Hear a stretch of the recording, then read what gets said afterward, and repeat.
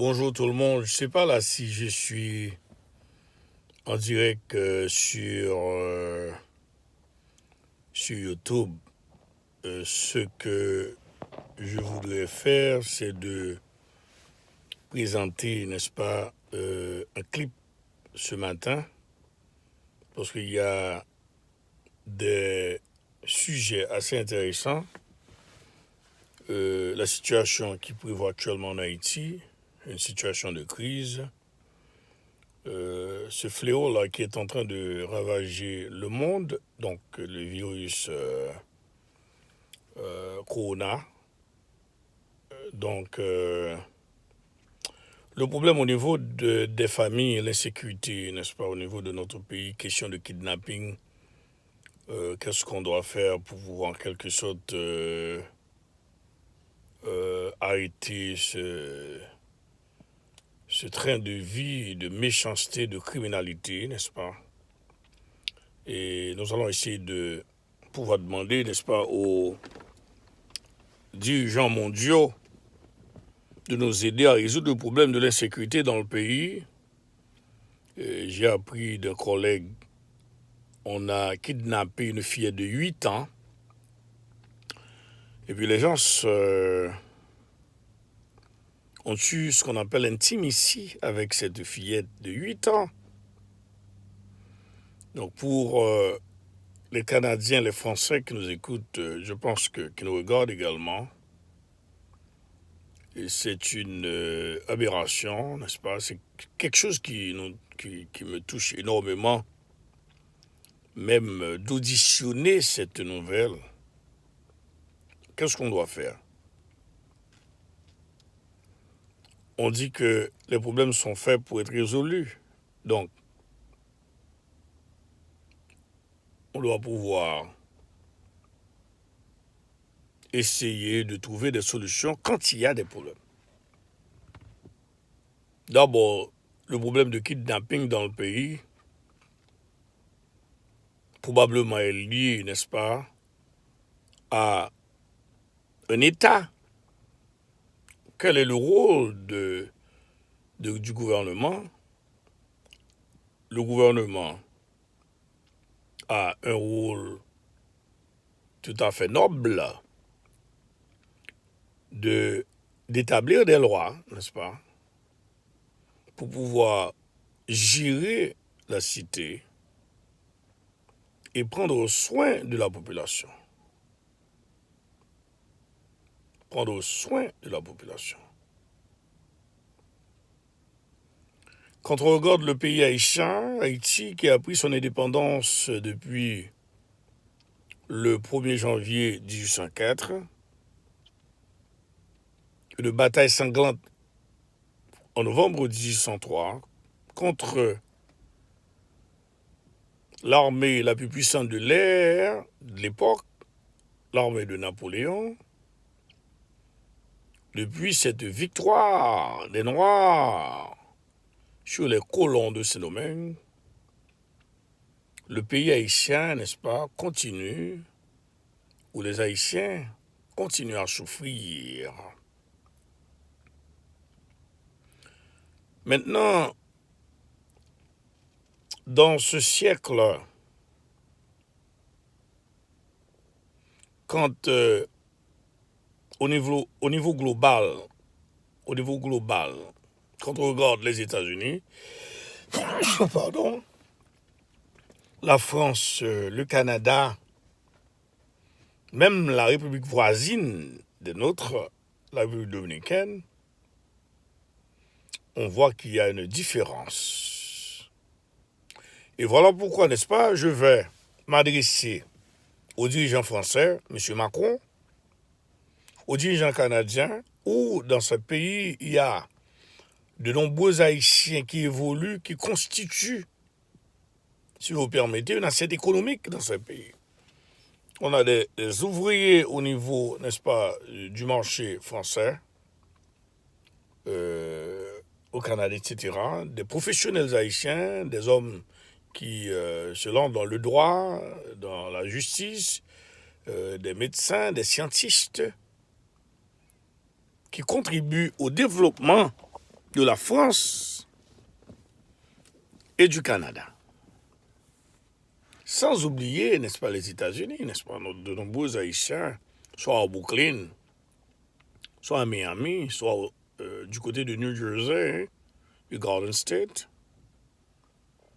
Nous apportons un apport considérable au développement socio-économique de ces pays. Donc, maintenant, on se trouve dans une crise majeure où les Haïtiens n'arrivent pas à résoudre leurs problèmes. Donc, voilà pourquoi, n'est-ce pas, je suis venu aujourd'hui pour vous demander, messieurs, de nous aider à résoudre le problème de l'insécurité que nous avons dans le pays. Il y a un problème de kidnapping, n'est-ce pas? On dit que à qui profite le crime, celui-là en est l'auteur. J'ai lancé un appel 2 semaines de cela pour donner une stratégie pour freiner le kidnapping dans le pays. Je vais répéter ça et je vais demander, n'est-ce pas, aux gouvernements étrangers de nous aider. D'abord, il faut constituer une force, un task force, dénommée Force anti-kidnapping. Cette force avec des hommes d'élite qui vont pouvoir travailler avec Conatel.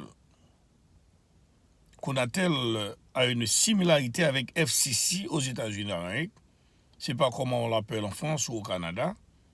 FCC, Federal Communication Commission, donc qui s'occupe des affaires de téléphone, des sons émis à travers les airs comme ça.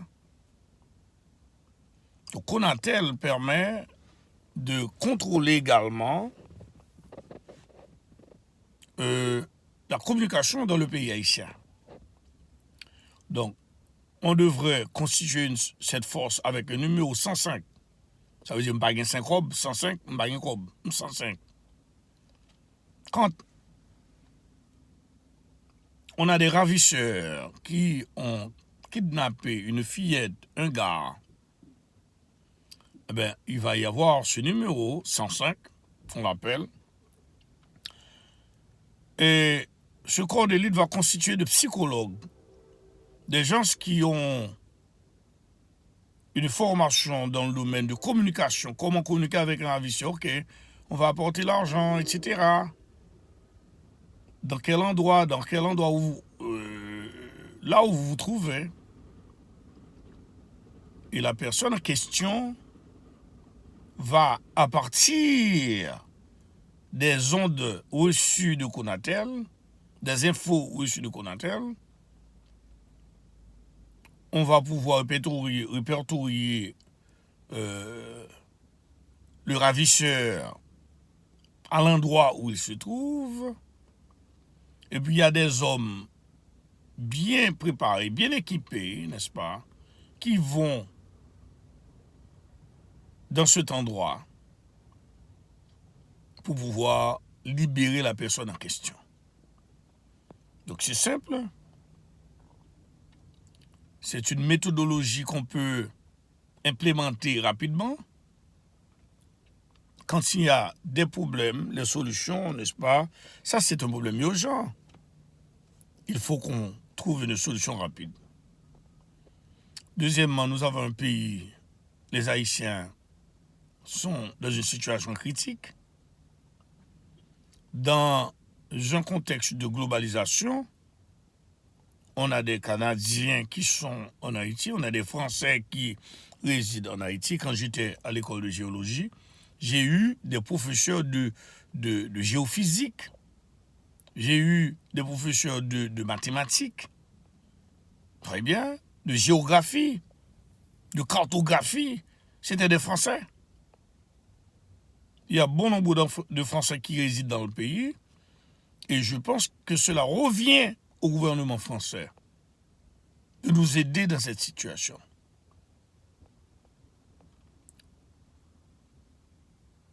Le gouvernement canadien également, on a des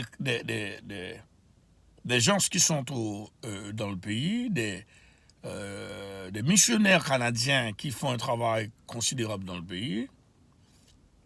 Je crois que M. Trudeau, le Premier ministre canadien,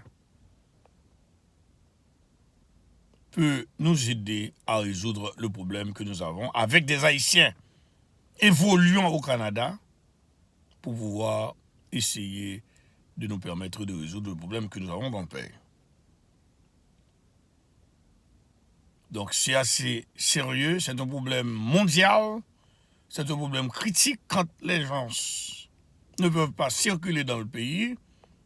Et puis on a des criminels du côté de Port-au-Prince, à la campagne, des gens qui sont traitus avec des armes lourdes, détruisant la vie de nos frères. Nous demandons aux Haïtiens qui sont à l'étranger, qui ont la capacité, n'est-ce pas, d'écrire, d'envoyer des notes à la presse nationale américaine, d'envoyer des notes aux sénateurs pour pouvoir leur demander, pour leur dire, s'ils n'arrivent pas à nous aider à résoudre le problème, nous ne pouvons pas voter pour eux. Nous n'allons pas voter pour ces gens s'ils n'arrivent pas à nous aider à appréhender ces criminels et ces gens-là qui reçoivent de l'argent du public, qui sont à la tête du pouvoir. Ces gens-là doivent partir parce qu'elles sont incompétentes. Elles n'arrivent pas à trouver une solution pour le problème de l'air. Nous vous remercions infiniment. Je crois qu'il y a des milliers de catholiques qui me regardent. Il y a des milliers de chrétiens du Nazaréen, de l'église pentecôtiste. Il y a de nombreux fidèles de l'église de Dieu qui nous regardent. Je suis certain que vous allez pouvoir me dire que nous devons prier le Seigneur. Oui, je crois dans la prière. Et dit ce qui suit la prière du juste a une grande efficacité. Donc, on doit prier le Seigneur, mais on doit faire quelque chose pour pouvoir aider nos frères haïtiens. En effet, nous vous remercions infiniment. Nous continuons à travailler, n'est-ce pas, pour un changement réel de ce pays qui sera au bénéfice de nos frères haïtiens. Les Haïtiens qui souffrent énormément. Et je suis certain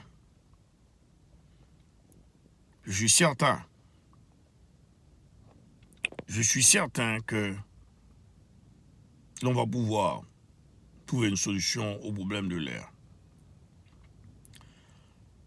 Je remercie le gouvernement américain par le biais du président américain Donald Trump pour les efforts consentis avec l'administration Pence pour le coronavirus, qui est un truc assez sérieux. Et vous voyez que ce sont des gens qui ont valorisé leur peuple en investissant pour pouvoir résoudre le problème. Nous devons prier pour ce pays, c'est un grand pays, les États-Unis, prier pour le gouvernement chinois, qu'on arrive à trouver quelque chose pour pouvoir aider nos frères chinois qui souffrent. Ces personnes-là ne peuvent pas déambuler à travers les rues de la Chine, soit à l'université ou bien dans les rues de Pékin, etc. Donc nous devons prier et nous espérons que les scientifiques vont pouvoir trouver une solution à ce problème. Et je crois avoir entendu un reportage du président américain où les scientifiques de Center for Disease Control, CDC, ces gens ça travaille, les scientifiques qui travaillent au niveau des pharmacies, donc beaucoup d'efforts, n'est-ce pas, avaient été consentis pour pouvoir trouver une solution. Mes amis, ce qui me retient le plus, c'est le problème de nos frères, des gens qui ont kidnappé, qui ont souffert. Sans oublier nos frères qui sont dans les batailles. On a des milliers d'Haïtiens qui sont dans les batailles, qui souffrent énormément.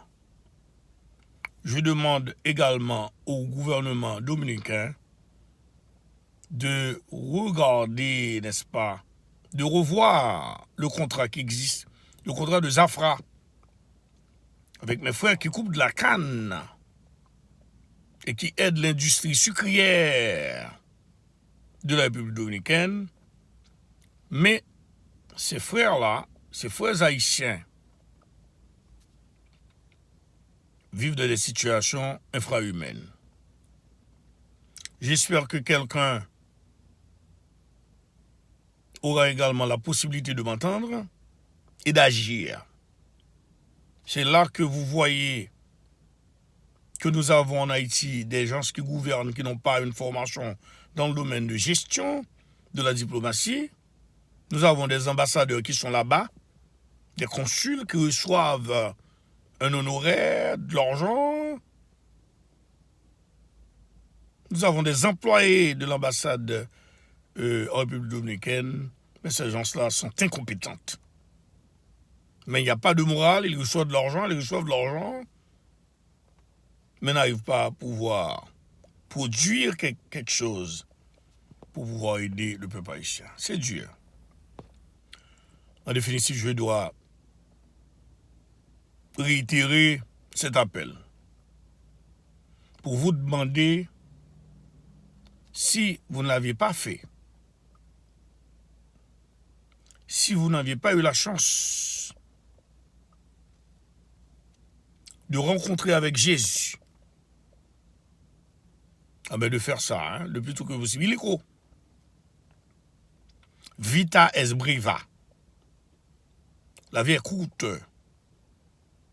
Une certaine relation avec ce Dieu peut avoir une grande transformation, un impact sans pareil au niveau de votre vie. Alléluia. Nous vous demandons d'avoir cette relation avec Dieu, de le connaître. Il prendra soin de vous. Il prendra soin de vous. Je suis un témoin. Le Seigneur, depuis que j'étais gosse à Port-au-Prince, il ne m'a jamais abandonné. Mon papa, feu Bénis Valérius, Madame Germaine venant de Jacmel, mon papa et ma maman, n'est-ce pas, ont consenti des sacrifices, mais c'était grâce à l'aide de Dieu. Ils m'ont aidé à avoir une formation en Haïti, dans un pays difficile. Mais la chose la plus importante, ils connaissaient Dieu. Ils ont eu une très très bonne relation avec Dieu. J'ai essayé Dieu, j'ai essayé Jésus-Christ. Je dois vous dire que c'était bien pour moi. C'est bon. C'est très bon. Il prend soin de moi. Il prend soin de ma famille. Il prend soin d'une église que j'ai dirigée. Les saints vivent comme des frères. C'est un endroit assez sérieux, un endroit sûr. C'est Dieu que je sers. Il prendra soin de vous. Il y a un chant que j'aime chanter. Et mon papa aimait chanter, n'est-ce pas, c'est du chant d'espérance. Christ prendra soin de moi. dans le chemin jusqu'à la fin, il prendra soin de moi. Mais il faut que vous ayez cette relation avec lui et il prendra soin de vous. Que le Seigneur vous bénisse, que le Dieu de paix, Jéhovah Jireh El Shaddai Adonai, le Dieu fort vous aide à vivre la vie et qu'il vous incite également à avoir du pitié pour le peuple haïtien. Et un jour, on va se tenir ensemble pour remercier le Seigneur et remercier, n'est-ce pas, les Haïtiens qui sont à l'extérieur, les amis d'Haïti, de la France, nos amis qui sont en France, au Canada, au Mexique, Guatemala, etc., et qui se sont engagés pour pouvoir trouver une solution à la crise haïtienne. Je vous remercie infiniment, je vais faire de l'exercice. C'est assez important, n'est-ce pas, de faire de l'exercice pour votre santé.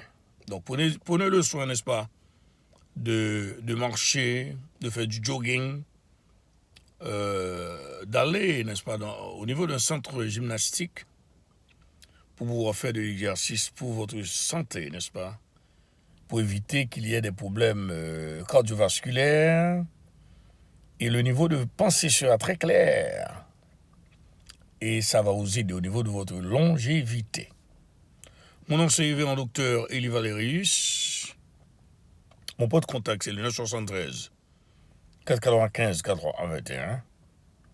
973 495 421. Si vous êtes à New Jersey, vous êtes de passage, vous êtes en train de chercher une église pour entendre l'évangile de Jésus-Christ, ben bon, c'est un endroit sûr. Hein? On a une église à New Jersey. Vous pouvez me sonner.